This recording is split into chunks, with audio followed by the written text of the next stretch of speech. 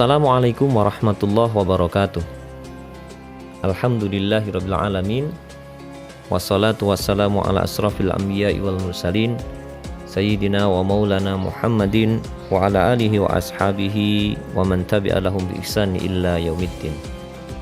Sahabat cendekia yang dimuliakan Allah Subhanahu wa taala, semoga kita semua senantiasa dalam lindungan Allah Subhanahu wa taala sehingga bisa menjalankan ibadah secara optimal.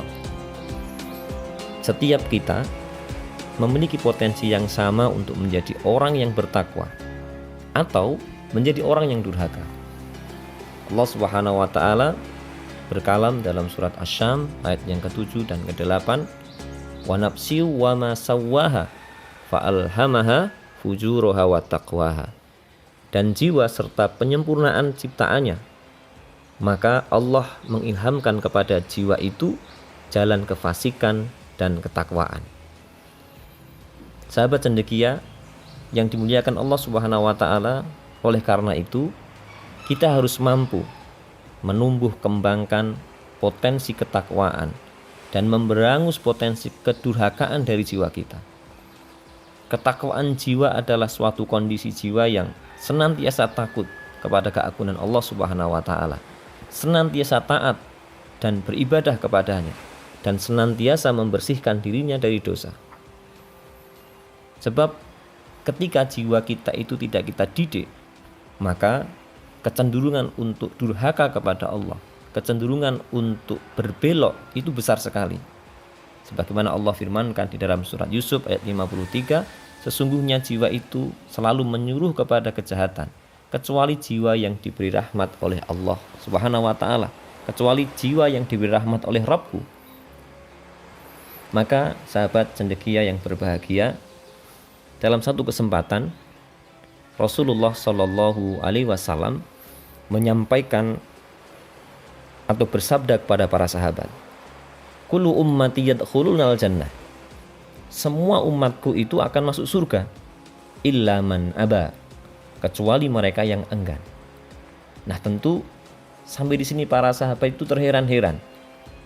Kalau bahasa anak sekarang, kepo begitu. Para sahabat bertanya kepada Rasulullah, ya Rasulullah, wa man ya'ba? Ya hai Rasulullah, siapa yang enggan? Siapa yang tidak mau masuk surga ya Rasulullah? Kok ada ya orang yang tidak mau masuk surga?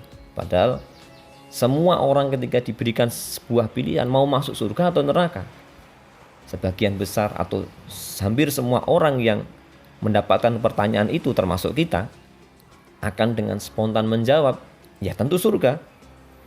Tetapi ini Rasulullah menyampaikan ada orang yang enggan masuk surga, sehingga membuat para sahabat pun bertanya kepada beliau, ya Rasulullah wa man ya'ba? Siapa ya Rasulullah yang enggan masuk surga ini?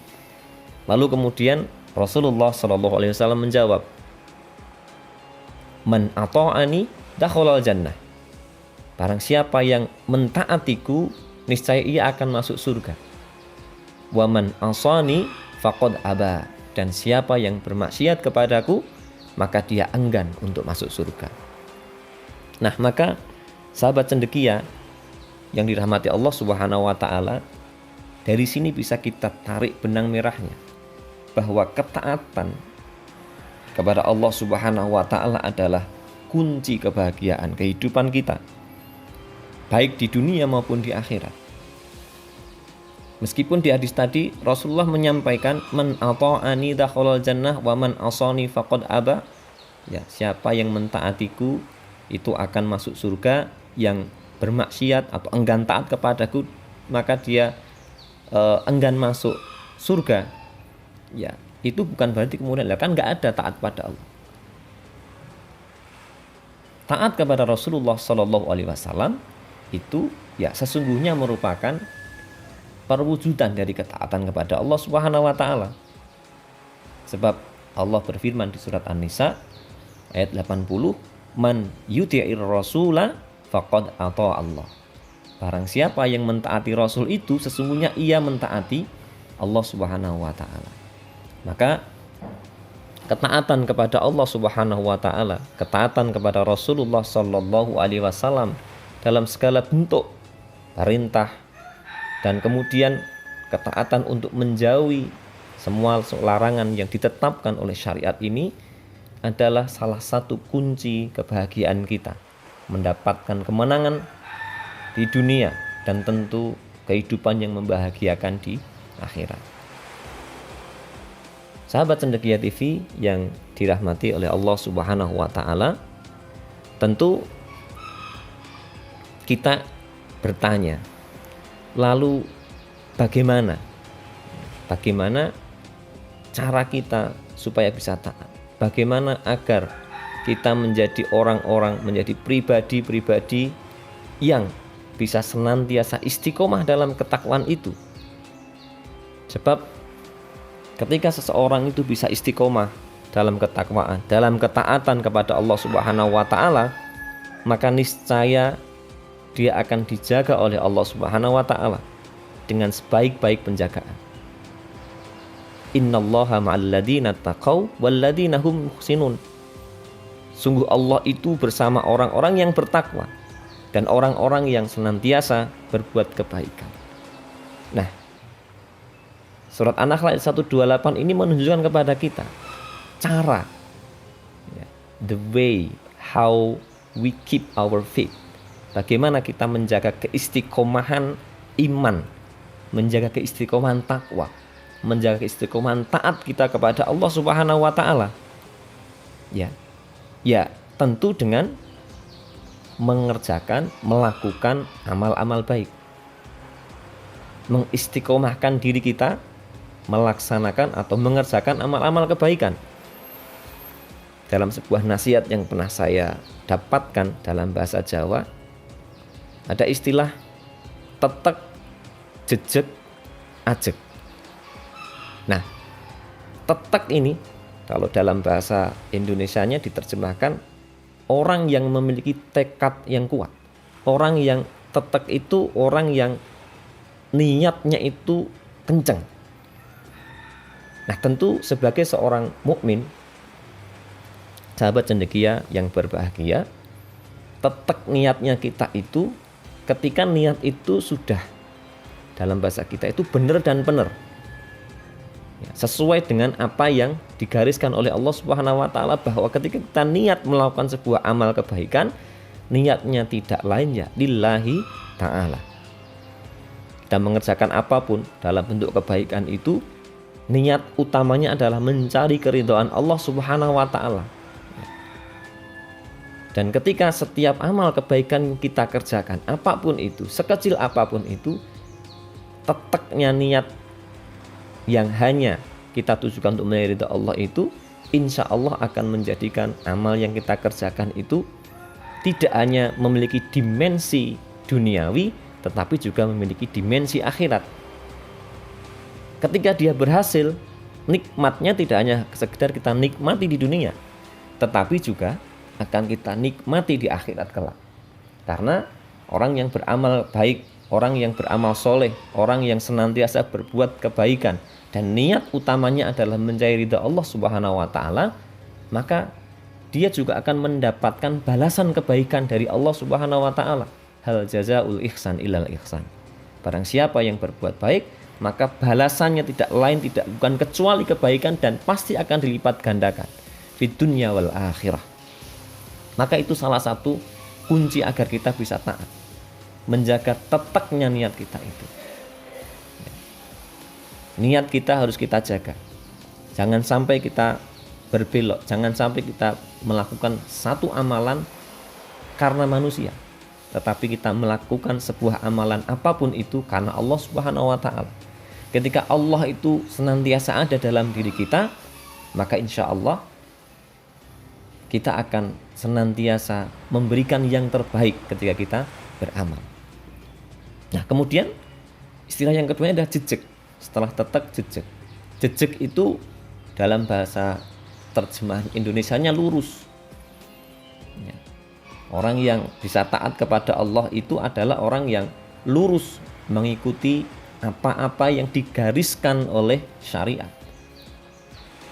Maka sahabat Cendekia TV yang berbahagia dimanapun kita berada, orang yang berpegang teguh kepada apa yang disyariatkan oleh Allah Subhanahu wa taala itu akan menjadi orang yang senantiasa mendapatkan kebaikan dalam segala kondisinya. Orang yang beriman kepada Allah Subhanahu wa taala dan istiqomah dalam keimanannya itu, maka dia akan insya Allah mendapatkan kebaikan dalam segala bentuk kondisi hidupnya. Maka itulah perlunya orang itu jejak, ya, dalam bahasa kita lurus, tidak bengkok, tidak berbelok. Nah, ketika sudah bisa jejak, maka perjuangan berikutnya adalah ajek. Ajek ini dalam bahasa agamanya disebut istiqomah. Istiqomah itu adalah satu kondisi di mana orang itu bisa menjaga konsistensi amaliyah baiknya itu, konsistensi ketaatannya itu. Kalau sudah bisa tetap jejak dan ajek, kalau niatnya sudah baik, ya, kemudian bisa bakoh, bisa lurus dalam melakukan amal baik itu dalam bentuk apapun, gitu ya. Realisasinya bisa macam-macam, ya. Ketika kita bekerja, ada karakter jujur, ada karakter amanah, ada karakter tanggung jawab. Kebaikan-kebaikan secara umum itu sesungguhnya ya merupakan perintah agama. Itu jejaknya kita dalam setiap profesi yang kita jalani. Ketika kita menjadi seorang pedagang, menjadi pedagang yang jujur. Ketika kita menjadi seorang birokrat, menjadi birokrat yang amanah. Ketika kita menjadi seorang pemimpin, menjadi pemimpin yang adil. Konteks ketaatan kita itu adalah jejaknya kita itu memegang apa yang diperintahkan Allah Subhanahu wa taala dan menjauhi, memegang dan menjalankan apa-apa yang diperintahkan Allah Subhanahu wa taala dan menjauhi larangan-larangan Allah Subhanahu wa taala. Nah, baru kemudian kita harus mengusahakan agar apa yang kita lakukan, niat baik tadi, ya, jejaknya kita menjalankan syariat tadi bisa ajek, bisa istiqomah. Sebab keistiqomahan inilah yang akan membawa orang kepada kebahagiaan, yang akan membawa orang kepada kehidupan yang menenteramkan. Allah Subhanahu wa taala berfirman dalam surat Fussilat ayat ke-30, Innal ladzina qalu rabbunallaha tsumma istaqamu tatanazzalu alaihimul malaikah alla takhafu wa la tahzanu wabshiru bil jannati allati kuntum tu'adun. Sesungguhnya orang-orang yang berkata Rabb kami adalah Allah, kemudian mereka meneguhkan pendirian mereka, tsumma istaqamu, kemudian mereka itu istiqomah, ya, maka para malaikat akan turun kepada mereka dan berkata, janganlah kamu merasa takut, janganlah kamu bersedih hati, dan bergembiralah dengan memperoleh surga yang dijanjikan kepadamu.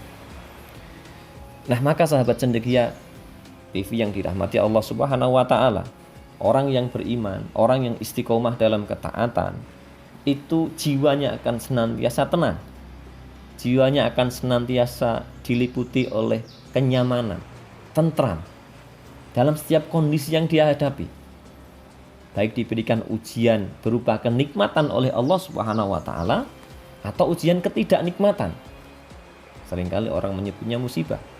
Ketika diberikan kenikmatan oleh Allah Subhanahu wa taala, maka dia mensikapi dengan syukur, bersyukur kepada Allah Subhanahu wa taala atas semua nikmat yang diberikan kepadanya. Sebab orang yang beriman meyakini la in syakartum la azidanakum. Kalau kita itu diberikan nikmat dan kemudian mensyukuri nikmat itu dengan baik, dengan benar, maka Allah akan melipat gandakan kenikmatan itu dalam bentuk apapun. Kita diberi nikmat iman, kita syukuri dengan menjaga iman itu agar tetap istiqomah, agar senantiasa taat kepada Allah Subhanahu wa taala, maka akan dilipat gandakan kualitas keimanan kita. Kita diberikan nikmat berupa harta, maka kita syukuri dengan mengeluarkan sebagian harta kita.